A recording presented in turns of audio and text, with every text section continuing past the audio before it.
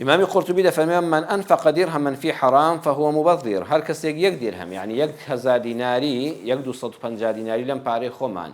لحرام دا بكار بينه أو كسادة شتر ريزي أو كسانه وكمبذرا ومبذر كانوا إخوان الشياطين كانوا كاري الشيطان وايو الشيطاني ضل خوش كردوو باش روش پشیمان دەبێتەوە. ماڵ و سەرەت و سامان دەبێ بپارێزرێ. کابرایەک عەرزی پێغەمبەری خوا کرد یا رسول الله صلى الله عليه وسلم الرجل يأتيني فيريد مالي.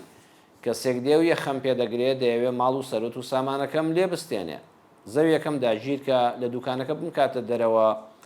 فەرمووی ذەکیره بالله مەیدەیە یەکەم جار یادی خوای بخەوە بڵێ براکەم کاکە گیان لە خوا بترسە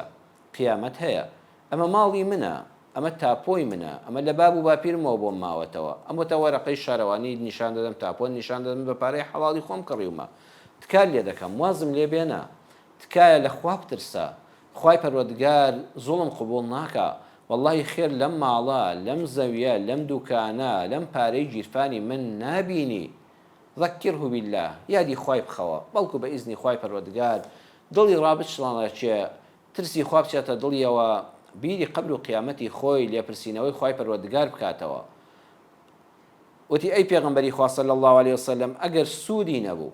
کابرا نەعوذ بالله دڵڕەق بوو دڵڕەش بوو یادی خوای نەکردەوانێ و ترسی خوانە لە دڵیان نەمابوو فەرمووی فاستعن عليه من حولك من المسلمين پەنابەرە بۆ کەسانێکی ڕێک و پێک کەسانی ڕیشسپی مامۆستایانی بەڕێزی ئاینی کەسانی حرمەتدار و کۆمەڵایەتی پەنایان بۆ بەرە بڵێ تکایە فریام کەون بە هاوارمەوە وەرن بڕۆن قسە لەگەڵ فڵان کەسا بکەن وەرن لە نێوانماندا دانیشن ئەوێ سەروت و سامانم داگیرکە ئەوێ مڵک و ماڵم داگیرکە ئەوێ پارە و سەروت و سامانەکەم بە بەلاش بخوا تکایە وەرن فریام کەون یارمەتی وەرگرە لە کەسانی دەستڕۆیشت و دەمڕۆیشت و ڕیشسپیانی ناو قەوم و کەسەکانت لە دەوروبەری شار و شارۆچکە و گوندەکەی خۆت. وتی ئەی پێغەمبەری خوا صلی الله عليه وسلم ئەگەر حسابیشی بۆ ئەوانە نەکرد فەرمووی فاستعن عليه بالسلطان کێشەکە بگەێنە سوڵتانی وەخت واتە حکوومەت چۆ لە پۆلیس لە دادگا لە ئاسایش شکاتی لێ بکە کەواتە هەر کێشەیەکت هەبوو هەر کەسێکی کێشەی ماڵی لەگەڵا هەبوو یەکسەر مەچۆ بۆ محکەمە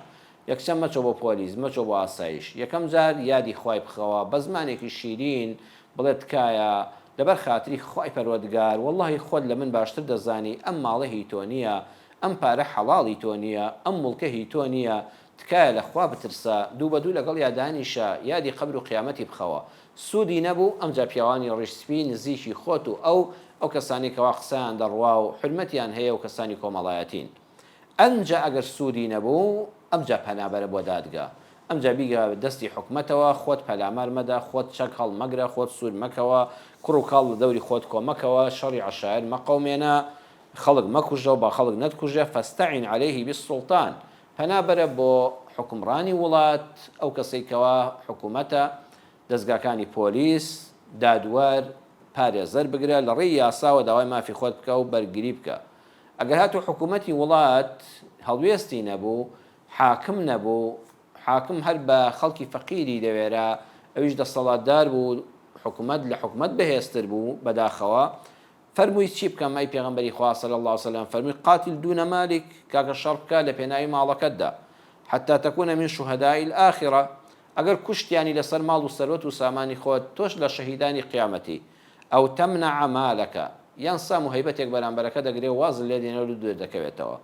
کەواتە پێغەمبەری خوا صلی الله عليه وسلم زۆر گرنگیدا بە پاراستنی ماڵ و سەروەت و سامانمان چونکە ڕاوی گیراوی ئێمە بە ئەوەیە کە ئەو ماڵ و سەروەت و سامانەی کە خوای گەورە پێی بەخشیوین کەم بێیان زۆر دەستی پێوە بگرین و بە فیڕۆی نەدەین